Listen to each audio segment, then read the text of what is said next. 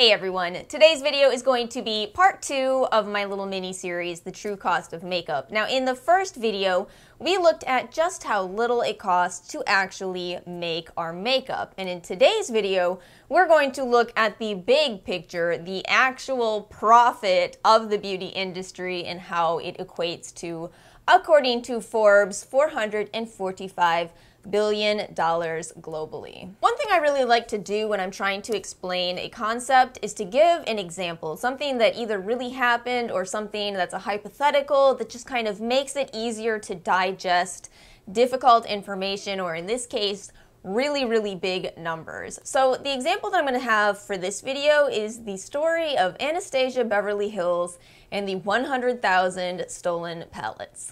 I'm sure you guys remember this story. This happened early in 2017. 100,000 Anastasia Beverly Hills palettes were stolen out of one of their warehouses. Now, at the time, there were a lot of news reports on this that were circulating saying $4.2 million stolen from Anastasia Beverly Hills. And indeed, that is the number that you get when you multiply 100,000 times 42, or the cost at retail of the Modern Renaissance palette. Now, I don't know how you guys feel about that type of number, but for me, if I tried to imagine how I would feel if somebody stole $4.2 million from me,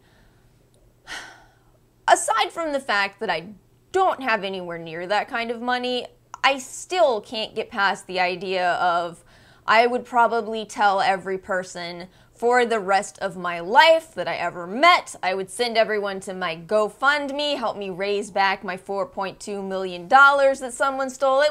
I would never let it go. Which kind of begs this question here of why haven't we heard about it since? Nobody's ever said anything. We never heard about the thieves being caught. It just kind of really just disappeared.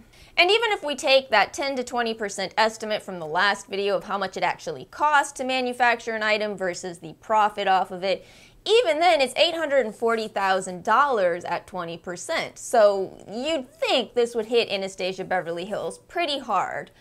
But in fact, we had a lot of releases since that. We had the Subculture Gate, we had Prism, Soft Clam, Norvina. It's not like it slowed Anastasia Beverly Hills down in the slightest. So if you're at all like me, you started wondering, okay, how on earth did that not slow down this company? Well, here's how. I went and looked up the yearly income for Anastasia Beverly Hills, and according to Forbes, it is $340 million per year.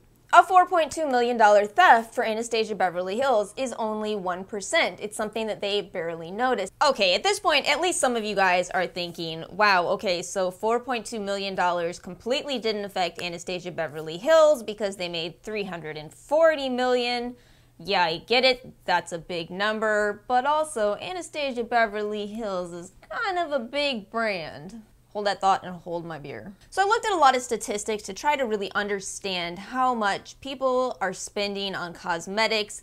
You know, we have that $445 billion number, but that's a big number and it's a big world. So I managed to find $62 billion as an estimate for the amount of money spent on cosmetics in the year 2017. That's actually pretty consistent with Money's finding that the average American is spending $190 a year, as the $62 billion divided by the population comes out to $189 a year. And I think that's probably pretty accurate. I think there's a lot of people that spend less than $200, and then there's a certain amount of people that spend a lot more than that.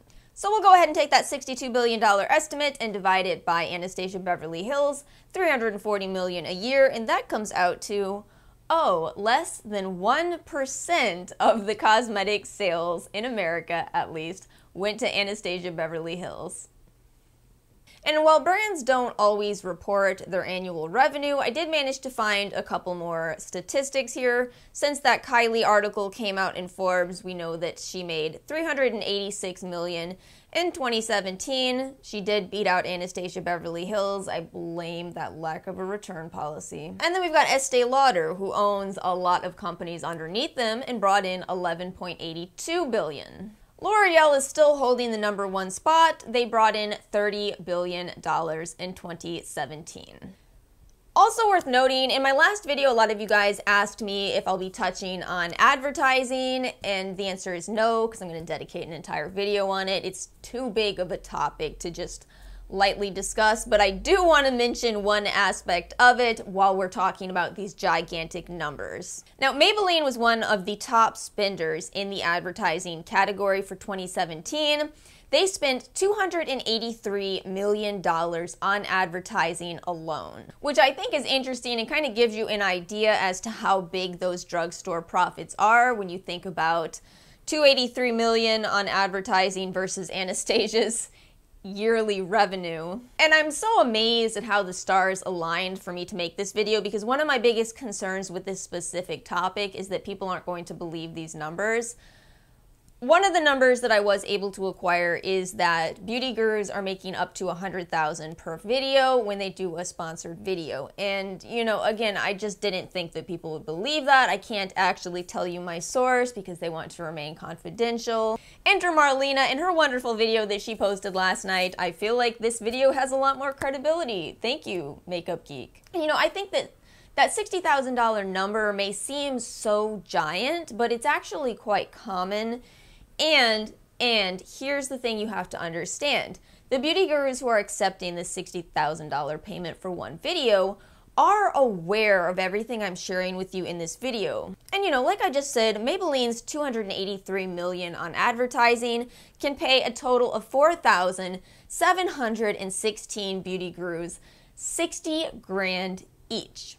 And I think this is why we have some disgruntled beauty gurus who think that they are worth more than $60,000 per video, because they think, well, there's not 4,700 beauty gurus with the skill level and the number of subscribers that I have. I think it's really fascinating how people are getting exposed to these little tiny pieces of the puzzle. For example, hearing that 60,000 number from Marlena last night, you know, I saw people saying, oh my gosh, I have $60 in my bank account. $60,000 for one video?